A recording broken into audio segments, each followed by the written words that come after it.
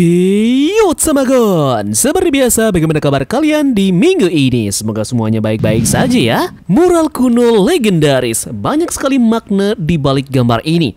Ada begitu banyak penggambaran menarik yang bisa kita lihat di dalam mural ini. Salah satunya adalah bagaimana jika mural ini membocorkan identitas wujud sebenarnya dari One Piece itu sendiri.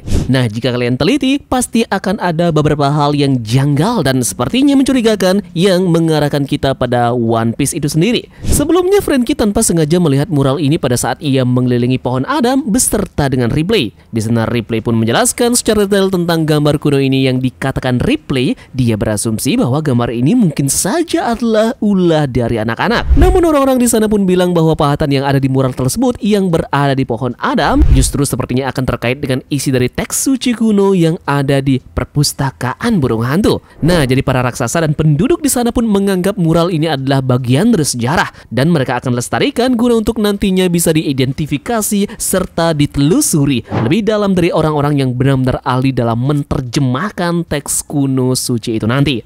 Nah, dan sekarang mengejutkannya adalah teks Harley benar-benar bisa dibaca oleh Nico Robin dan dia pun mengutarakan pada Soul apa isi dari konteks teks suci yang memuat sejarah yang ada dunia yang dibagi menjadi 3 zaman. Zaman pertama dan juga zaman kedua sudah dilalui selama berabad-abad dan pada zaman ini masuk ke zamannya yang ketiga, di mana disinilah puncak dari zaman yang dinanti dan di mana akan dimunculkan perang ketiga yang akan menghantui para manusia itu di bumi. Lalu, apa memang benar mural yang dilihat oleh Franky ini salah satu merujuk kepada identitas wujud sebenarnya dari One Piece itu sendiri yang sudah terlihat di dalam gambar kuno ini?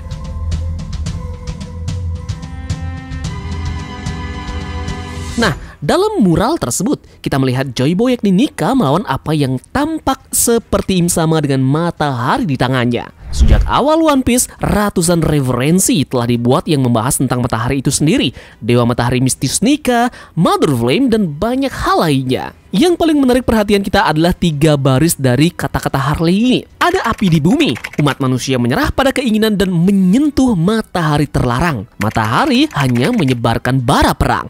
Matahari akan kembali dan fajar baru akan datang. Yep, bagaimana jika matahari yang diinginkan umat manusia yang kita lihat dipegang oleh Im Sama di mural tersebut adalah wujud One Piece itu sendiri? Nah, bagaimana bisa Tamagon berpikiran dengan hal ini? Di dalam teks suci Harley disebutkan bahwa ada api di bumi.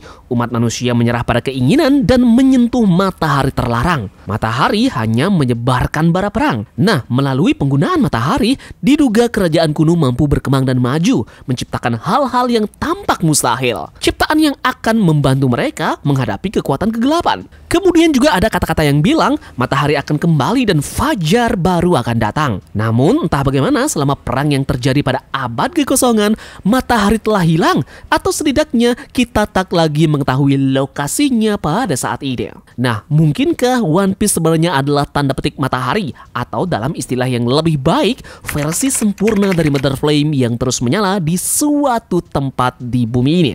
Mungkinkah fajar yang merujuk di dalam cerita tersebut merujuk ke matahari yang kembali dan menciptakan era baru? Seperti yang dikatakan oleh Vegapunk, pencipta dari Imperfect Mother Flame, nasib dunia bergantung pada One Piece. Nah, jadi apakah One Piece yang dimaksudkan oleh Vegapunk di sini? Dunia bergantung saat ini dengan matahari yang kembali untuk menciptakan era baru. Mungkinkah selama perang abad kekosongan, Joy Boy mengambil Mother Flame asli dari Im Sama dan menyembunyikannya di suatu tempat, di mana hanya seseorang dengan bantuan gabungan dari sekutu-sekutunya sebelum yang dapat menemukannya? Namun, di mana Joy Boy menyembunyikan matahari ini? Jawabannya bisa saja adalah tempat terakhir yang akan Luffy dan kawan-kawannya datangi, yakni pulau legendaris Lovedale. Jadi sepertinya Joy Boy menyembunyikan matahari di dalam bumi itu sendiri. Dalam kehidupan nyata kita, inti bumi terbakar pada suhu lebih dari 11.000 derajat Fahrenheit, suhu yang sama dengan permukaan matahari. Nah, jadi secara keseluruhan, matahari yang dimaksud dalam Harley sebenarnya adalah Mother Flame yang sempurna.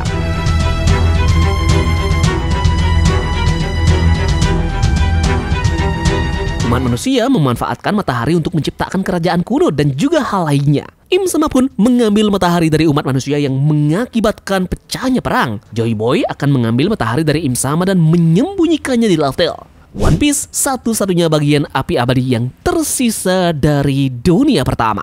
Jadi Fajar yang selalu dirujuk kepada cerita tersebut adalah matahari yang kembali memungkinkan umat manusia untuk sekali lagi membangun energinya, menciptakan kembali dunia sebagaimana adanya di masa lalu dengan teknologi canggih. Setelah itu di dalam mural kuno ini juga memunculkan sebuah pertanyaan, sebenarnya apakah di mural ini juga terdapat gambaran dari salah satu senjata kuno yang masih misterius, yakni Uranus.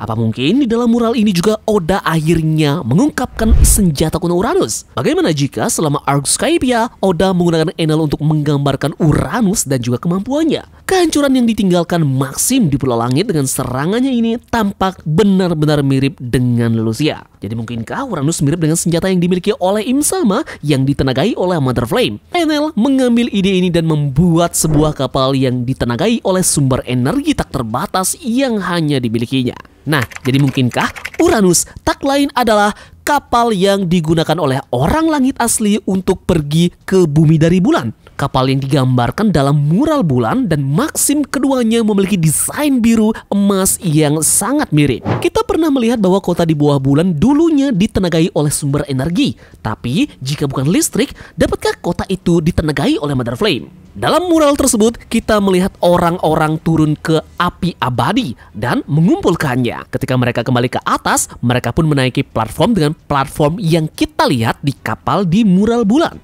Nah, jadi apakah mural di Elbaf menunjukkan umat manusia memanfaatkan api abadi dan memberikannya kepada penduduk bulan?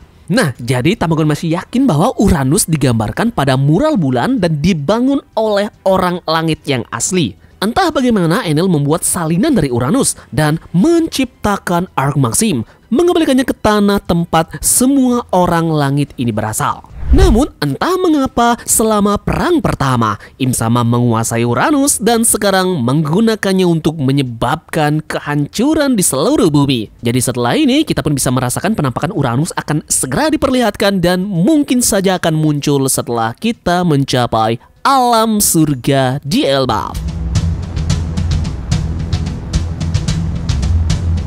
Dalam mural ini pun bisa saja memperlihatkan kemunculan dari buah iblis itu sendiri. Dasar dari membuat teori ini kembali muncul dengan kata-kata yang ada pada teks suci Harley. Di dunia pertama tepatnya ada kata-kata. Di bumi ada api. Umat manusia yang dikuasai oleh nafsu menyentuh matahari terlarang. Orang-orang yang diperbudak pun berdoa.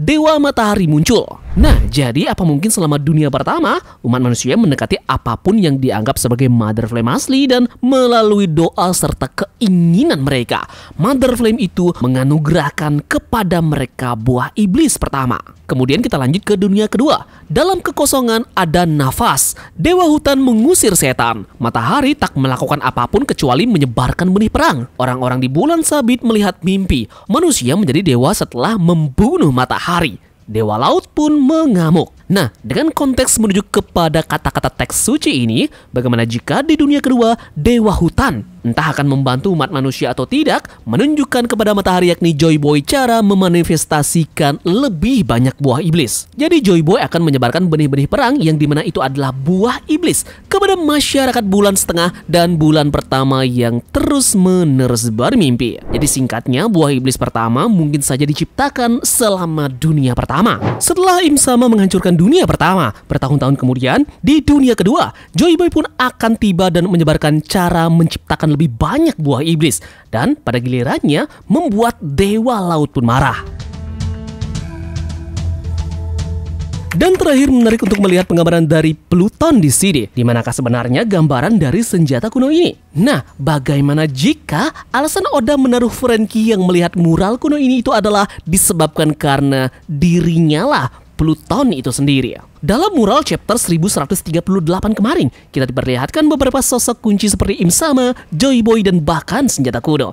Namun, Pluton sepertinya yang menjadi tanda tanya di sini. Faktanya adalah Franky adalah orang pertama yang melihat mural misterius itu, dan apakah ini suatu kebetulan? Atau ada rahasia besar yang Oda Sensei sembunyikan? Faktanya adalah Franky juga yang mewarisi cetak biru Pluton dari Tom. Dia juga yang membakar cetak birunya, tapi bagaimana jika dia mengingat detail dari itu semua? Apa mungkin Thousand Sunny memang sebenarnya dibuat dengan blueprint Pluton? Di sini diperlihatkan bahwa poster buronan dari Franky pernah memakai foto dari Thousand Sunny. Nah, jadi apakah di sini Sunny memang sebenarnya adalah Pluton itu sendiri? Jadi Pluton bukan hanya kapal perang, tapi ada di depan mata kita selama ini, yakni Franky yang secara tak sadar membangun Pluton melalui Sunny. Oke, jadi sekian saja pembahasan terbangun kali ini ya terkait dengan mural kuno yang menghadirkan banyak sekali teka-teki. Silahkan tulis pendapat kalian di kolom komentar dan terima kasih dari kalian yang sudah menyempatkan waktu untuk menonton video ini. Kita bertemu lagi dalam teori kita selanjutnya. Sekian dari Tamagon dan turunkan jangkar. Mari kita berlabuh.